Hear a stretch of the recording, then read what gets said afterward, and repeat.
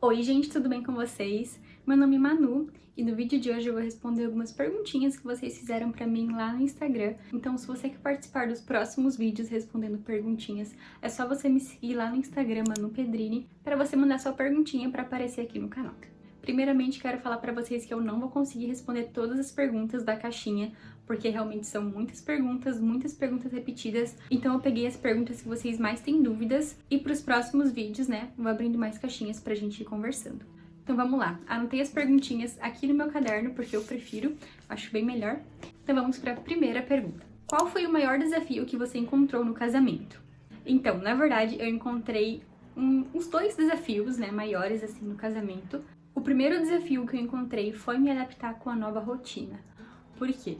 Eu não sei se vocês já são casados, mas na minha experiência, a gente casou num dia e minha vida no outro dia já mudou completamente, né?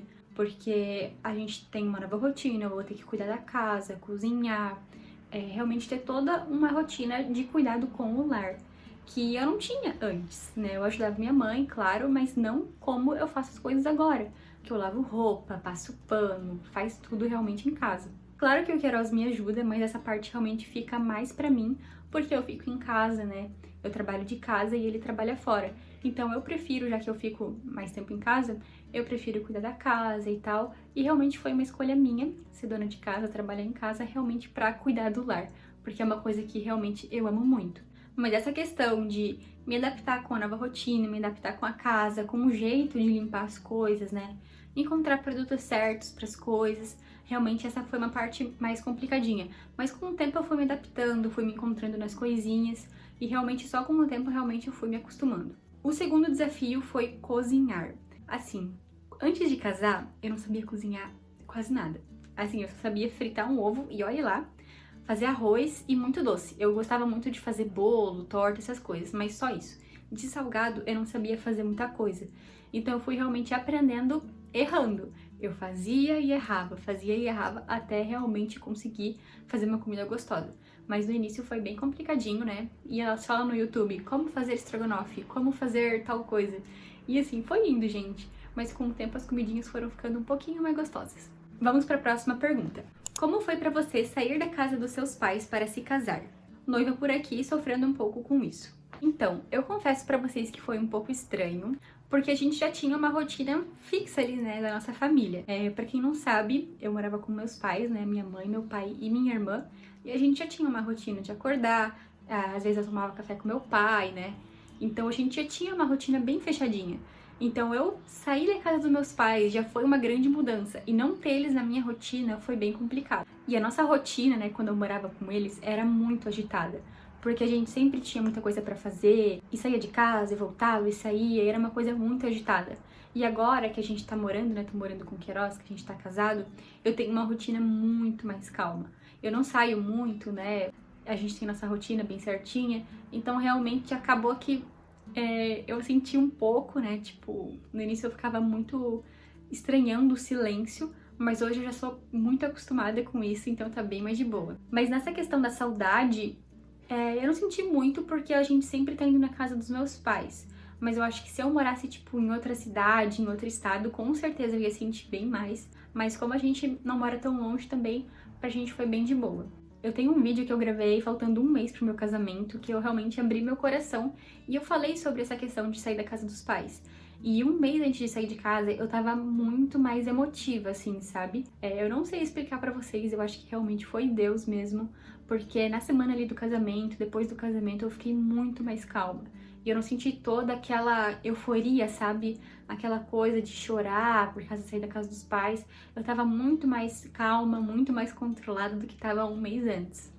Então vamos para a próxima pergunta. O seu fogão de indução é bom? Gasta pouco?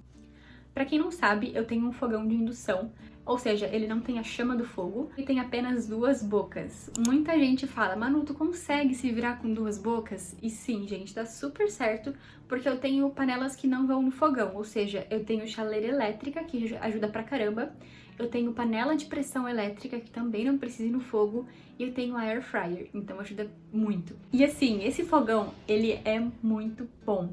Na casa dos meus pais já tinha, só que era de 4 bocas, eu acho. E é uma maravilha, assim, pra limpar, pra cozinhar.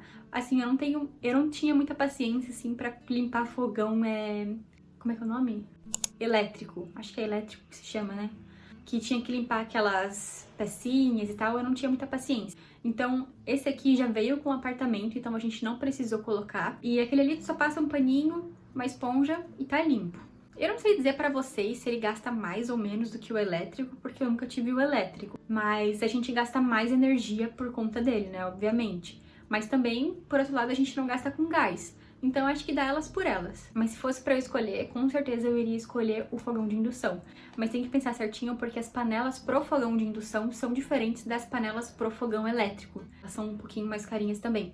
Então tem que colocar na balança o que compensa mais. Próxima pergunta. Vocês acham que vale a pena gastar na festa de casamento só por ser em um dia? Muitas pessoas fazem essa pergunta pra mim e eu sempre respondo a mesma coisa. Depende da sua prioridade no momento. Ou seja, ter uma festa de casamento sempre foi um sonho meu e um sonho do Queiroz. Ou seja, ter a festa era uma prioridade pra gente. Mas a gente só teve a festa de casamento do jeito que foi porque a gente teve a ajuda dos nossos pais. Senão, a gente não faria uma festa tão grande ou faria tipo só pra mais íntimo, sabe? Só pra realmente pra família bem próxima. Porque se a gente tivesse que escolher entre pagar um aluguel ou pagar a nossa casa própria ou a festa de casamento, com certeza a gente iria preferir, né, pagar ali mais a nossa casa. Mas como a gente foi abençoado pelos nossos pais, a gente fez a festa de casamento, né? Mas a gente tinha o sonho de se casar, nem que fosse ali com, sei lá, 20 pessoas, 15 pessoas, a gente queria ter essa comemoração porque era realmente uma coisa muito importante pra gente. Próxima pergunta. Qual foi a sua maior experiência com Deus? Quando eu li essa pergunta, veio direto uma experiência que eu tive com Deus de um retiro dos adolescentes que eu fui. Se eu não me engano, eu tinha uns 14 anos, ou 15. Tinha 15 anos porque eu tinha começado a namorar com o Queiroz. A gente começou a namorar no dia 7 de abril e o retiro foi final de abril ou foi em junho, não me lembro. Mas esse retiro foi muito top, porque assim, o retiro durou uns 3 dias, mais ou menos. E no último dia do retiro, eu ainda não tinha tido nenhuma experiência, tipo, uau, com Deus, assim. E no domingo de manhã, começaram a tocar louvores e tal. E, gente, eu não sei explicar o que aconteceu naquele dia, mas eu acho que, assim, o Espírito Santo desceu naquele lugar, foi muito bom, sabe? Não consigo nem explicar pra vocês. Porque eu comecei a cantar, só que não era eu cantando, sabe? Não era eu falando. E, viu, até começar a chorar aqui. Calma, Manu. Sério, gente, foi uma coisa muito sobrenatural. E naquele dia, eu também vi o Queiroz ser batizado no Espírito Santo. Então foi muito tremendo, assim. Foi uma experiência muito linda. E eu guardo esse dia realmente no meu coração. Porque eu lembro que naquele dia eu também orei por uma menina que ela queria muito ser batizada no Espírito Santo. E ela tava chorando muito, chorando muito. E naquele momento não era eu falando, mas eu falei pra ela, você já foi batizada no Espírito Santo, então receba o Espírito Santo. E ela foi batizada no Espírito Santo na minha frente, foi muito lindo. E eu realmente guardo esse dia no meu coração com muito carinho. Mas assim, eu já tive muitas outras experiências com Deus, até que eu já fui curada da intolerância à lactose. Com 8 anos eu tinha intolerância. Eu não lembro quanto tempo que eu fiquei com essa intolerância, mas eu lembro que eu sofria muito, porque eu não podia comer nada de leite, que eu passava muito mal mesmo. E eu sou uma pessoa que eu amo doce. Eu já falei aqui nos 30 fatos, né, meu e do Queiroz, que eu amo muito doce. Eu gosto muito de comer sorvete, principalmente do Mac. Eu gosto muito de comer chocolate, então pra mim foi muito difícil. Eu até lembro que eu só podia comer um tipo de chocolate, que era o que vendia em um único mercado aqui na minha cidade. Porque naquela época não tinha muitas opções, assim, de chocolate, né, sem lactose. E foi bem complicado. E a gente foi no congresso de cura e libertação, se eu não me engano, na minha igreja. Oraram por mim, né, me ungiram com aquele óleozinho. Realmente eu fui curada, nunca mais tive intolerância à lactose, graças a Deus. Então vamos para a próxima pergunta. Não teve medo das responsabilidades por ser nova? Essa menina, acho que ela quis dizer sobre casar, né, e ter essas responsabilidades. Eu não tive muito medo, porque eu sabia que no início ia ser uma mudança muito extrema, assim. Eu não ia conseguir dar conta de tudo, eu já tinha isso na minha cabeça. No início foi um pouco complicado, né, como eu disse pra vocês, por causa dessa adaptação, mas com o tempo foi melhorando muito. Toda pessoa vai ter que passar por isso, né, de morar sozinho, casar e tal, e vai ter que passar por essa adaptação. Mas vai muito do jeito que você vai encarar isso. eu encarei muito com leveza, assim. Eu sabia que ia demorar um tempo pra eu me adaptar, eu não sabia de tudo, eu não sabia cuidar de uma casa, então eu não me autocobrei. Claro que no início eu me cobrei um pouquinho, mas a gente foi trabalhando isso, né? Porque ela foi me ajudando, a gente foi conversando. No início vai ter muita dificuldade, mas com o tempo você vai pegando um jeito, que você vai fazendo as coisas, ó, e nem percebe. Vamos para a próxima pergunta. Manu, como iniciar um devocional? Tô tentando, mas não sei por onde começar. Ótima pergunta essa aqui, porque o último vídeo do canal que eu postei é realmente sobre como fazer devocional, então eu vou deixar o link dele aqui nos cards e na descrição para você ver depois desse vídeo, e eu explico tudo bem certinho para vocês, dou indicação de livros, de como você fazer devocional, como melhorar o seu tempo com Deus, e eu tenho certeza que você vai gostar muito desse vídeo. Então depois só clica no link aqui da descrição para você assistir esse vídeo. Próxima pergunta.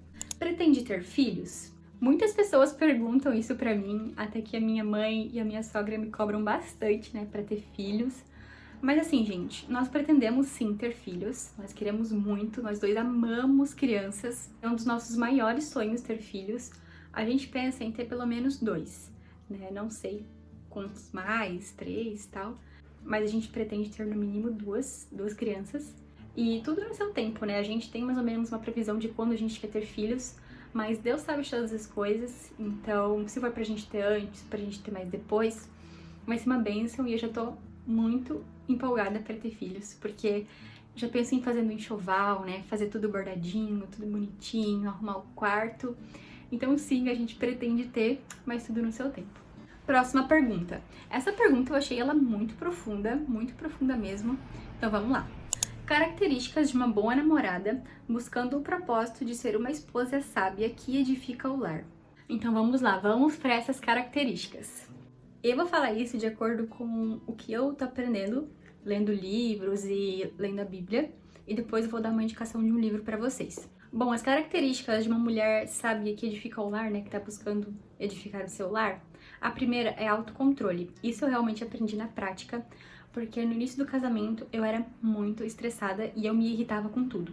Então eu não tinha autocontrole nenhum, eu descontava tudo no Queiroz, eu realmente falava tudo que vinha na minha cabeça e eu via como isso, sabe, deixava o nosso casamento mais triste, mais pesado. Então quando eu decidi mudar e realmente fui tendo essas pequenas mudanças, eu vi muita diferença no nosso relacionamento. A segunda característica é estar alinhada à vontade de Deus. Isso é uma coisa muito, às vezes, complicada, porque a gente tem que abrir mão muitas vezes de coisas que a gente gosta, ou muitas vezes de umas coisas que são prioridades pra gente, mas quando a gente abre mão dessas coisas pra realmente estar voltada pra vontade de Deus, vocês vão ver que muita coisa se alinha, a gente colhe os frutos e isso é muito gratificante. A próxima característica é buscar conselhos sábios. No meu caso, eu sou casada e quero ter conselhos para a vida de casada. Posso pedir conselhos para minha mãe, para minha sogra, para amigas que já são casadas há mais tempo, ou lendo livros, né, que eu já vou indicar para vocês. A próxima característica de uma mulher sábia que procura edificar seu lar é saber ouvir plenamente. Isso eu percebi também na prática, porque no tempo, assim, no início do nosso casamento, às vezes eu tava conversando com o Queiroz e tava mexendo no celular ao mesmo tempo. E eu via que isso realmente incomodava ele. E também quando eu tava conversando com ele e ele fazia a mesma coisa, isso também me incomodava. Então eu percebi que se a gente sabe ouvir plenamente, isso realmente muda muito o nosso relacionamento, assim, com o nosso marido, com quem quer que seja, porque todo mundo gosta de ser ouvido. E quando tu tá falando com uma pessoa e tu percebe que ela não tá te ouvindo, tu fica meio triste, né? Então realmente eu também percebi muita diferença no nosso relacionamento quando eu comecei a fazer isso. E a última característica que eu coloquei aqui, né, na minha listinha, é ter prioridades. Assim, muitas vezes a gente quer fazer muitas coisas, né? Tem que cuidar da casa, estudar, fazer muitas coisas e a gente não coloca prioridades no nosso dia. E quando a gente não coloca prioridades, a gente acaba fazendo tudo que não era prioridade e deixa de lado, né, o que realmente era urgente. E isso parece uma coisa boba, mas realmente quando você coloca, né, essas coisas como prioridade no seu dia, você vê que tudo vai se alinhando e você consegue realmente dar conta das coisas da casa. Porque se você não se planeja nos cuidados da sua casa, por exemplo, eu fico estressada se a minha casa está bagunçada, se está desorganizada. Então, se eu não me planejo, a casa fica desorganizada e eu fico estressada. Então, isso é muito importante. E o livro que eu quero indicar para vocês é esse aqui, A Mulher Sábia Edifica o Lar. Eu peguei essa dica de livro da Gabi Oliveira. Ela fazia vídeo aqui pro YouTube, acho que ela não faz mais. E esse livro é simplesmente perfeito. Se você quer saber como ser uma mulher sábia que edifica o seu lar, de acordo com a mulher de Provérbios 31, leia esse livro aqui, ele é perfeito. Vou deixar o link dele aqui na descrição para vocês poderem comprar caso vocês queiram. E também tem um outro livro dessa mesma autora, que é Devi Titus, não sei se é assim que fala o nome dela, que é A Experiência da Mesa. Eu vou deixar uma fotinho aqui pra vocês, que eu tô louca pra ler esse livro. E tem um outro também, que é Eu e Minha Boca Grande. Eu vou deixar uma fotinho aí pra vocês também, que são esses dois livros que eu também tô doida pra ler. Então vamos pra próxima pergunta. Você toma algum anticoncepcional? Então, eu não tomo o anticoncepcional, mas eu uso o Implanon, que ele é como se fosse um palitinho de dente, tipo desse tamanho assim, só que sem as pontinhas afiadas, e ele vai no braço. Ele fica aqui assim, ó, o meu fica aqui no braço esquerdo, ou seja, eu sou destra, então colocaram no meu braço esquerdo. Eu não sei se eu vou conseguir mostrar pra vocês, porque ele fica embaixo da pele, mas ó, eu vou pegar aqui, ele é desse tamanho aqui, ó. Desse tamanho, e eu consigo sentir ele aqui no meu braço. Já conversei com muitas meninas, né, que são casadas ou vão casar, e muitas delas não conheciam esse contraceptivo, mas eu achei ele bem seguro e tal. A única coisa que eu não gostei é que ele desregulou muito a minha menstruação. Tipo, eu menstruo por longos períodos, mas eu tenho que ir na ginecologista pra ver tudo isso certinho. Mas assim, eu me sinto muito segura com ele, porque eu não queria tomar o anticoncepcional em pílula, porque eu não gosto muito, eu não queria os efeitos colaterais que ele traz. E o DIU eu também não queria colocar, porque eu tenho... eu não me sinto muito segura com o DIU, não. Eu coloquei esse aqui 6 meses antes do casamento, porque a minha ginecologista falou que tem que ter um tempo, né, de adaptação com o corpo e tal. Você pode menstruar ali pelos primeiros meses, então tem que ter esse tempo de adaptação. Mas a gente usa o Implanon. Próxima pergunta. Como expôs pro Queiroz que você não queria trabalhar fora e sim cuidar do lar? Como ele reagiu? Então, a gente teve essa conversa antes da gente namorar, ou foi no início do namoro, agora eu fiquei meio confusa, mas a gente teve essa conversa bem no início. Por quê? Porque eu queria realmente um namorado, marido, que queria isso também como prioridade, né? Porque eu não queria trabalhar fora. Realmente eu queria trabalhar dentro de casa. Agora trabalho com o YouTube, né? Mas na época eu queria trabalhar com... não importa o que fosse, assim, eu queria ser dona de casa. Eu queria cuidar da minha casa, cuidar dos meus filhos. Não queria, tipo, deixar os filhos na creche, sabe? Ou deixar com outra pessoa pra eu trabalhar fora. Realmente eu queria estar dentro de casa cuidando deles. E eu expus pra ele isso, falei as minhas prioridades, eu falei pra ele os meus sonhos, que eu queria cuidar deles, pra eles crescer realmente com esse afeto a mais, né? E foi super tranquila a conversa, até porque ele também tinha essa prioridade, né, de eu ficar em casa cuidando dos filhos, cuidando da casa, enquanto ele trabalhasse fora. Então deu tudo certo, mas caso ele não quisesse, já ia acabar por ali o relacionamento, porque realmente eu queria uma pessoa que também tivesse isso como uma prioridade. E acaba, gente, que isso é muito bom, porque eu fico em casa, cuidando aqui das coisinhas, eu cuido da Zoe, né, gravo o vídeo aqui pra vocês. Então é uma coisa que eu tô em casa, tô fazendo as coisinhas e ainda tô trabalhando, né, e fazendo a diferença na vida de vocês. Próxima pergunta. Com quantos anos de namoro você começou a comprar as coisas do enxoval pra sua casa? Então, eu comecei a comprar antes do namoro. Eu ainda acho que... eu não me lembro se eu já conhecia ele. Eu acho que eu já conhecia o Queiroz quando eu comecei a comprar, mas a gente ainda não namorava. Eu comecei a comprar com uns 13 para 14 anos e eu só casei com 19. Então eu fiquei uns 6 anos fazendo meu enxoval. E que eu indico muito pra vocês, porque se você for deixar pra comprar perto do casamento ou depois do casamento, vai ser muito gasto. Porque, tipo assim, no enxoval, algumas coisas são mais caras e outras são mais baratinhas, né? Mas se você for comprar tudo junto, acaba que é muito dinheiro mesmo, porque tem que pensar que você vai estar pagando coisas do casamento, lua de mel, as coisas da casa. Então, se você puder adiantar o quanto antes a compra do enxoval, pelo menos os essenciais, que eu já vou gravar vídeo também, né, com os itens de enxoval essenciais, já tô programando esse vídeo. Então, se você puder comprar o quanto antes, é muito bom, porque você evita gastos lá no futuro. Próxima pergunta. Vocês foram morar juntos depois do casamento civil ou depois do casamento religioso? Amo vocês. Então, a gente foi realmente morar junto depois do religioso. Até minha mãe perguntou se a gente ia depois do civil. Só que pra gente fazia mais sentido esperar depois do religioso, porque a gente queria realmente só morar junto depois de ter a bênção de Deus, né, no nosso casamento religioso. Então, a gente esperou e a gente queria ter aquela experiência de ter a primeira noite, depois da festa. Então a gente acabou esperando, né, pra depois do religioso. Próxima e última pergunta. Oi, Manu, como você aprendeu a cozinhar bem? Então, como eu comentei lá no início do vídeo, eu aprendi a cozinhar bem. Na verdade, eu ainda não me considero cozinhar bem, sim, né, eu tô aprendendo muita coisa. mas eu aprendi cozinhar bem errando muito.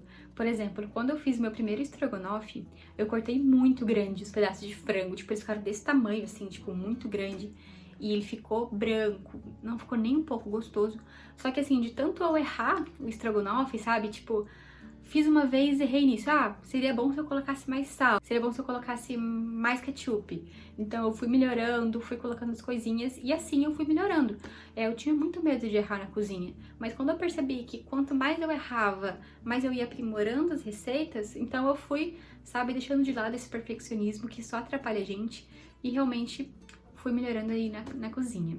Então foi isso, gente. Esse foi o vídeo. Espero muito que vocês tenham gostado. E se você quer participar dos próximos vídeos, né, respondendo perguntinhas, me siga lá no Instagram, no Pedrini, que quando eu abrir uma nova caixinha de perguntas lá, você coloca a sua pergunta lá e você pode aparecer no próximo vídeo, tá bom? Caso você tenha alguma dúvida sobre alguma pergunta que eu falei aqui, ou você tenha alguma indicação de vídeo, pode colocar aqui nos comentários que eu vou estar respondendo todo mundo. Então é isso, gente. Muito obrigada por ter assistido o vídeo até aqui. Um beijo e até o próximo vídeo. Tchau!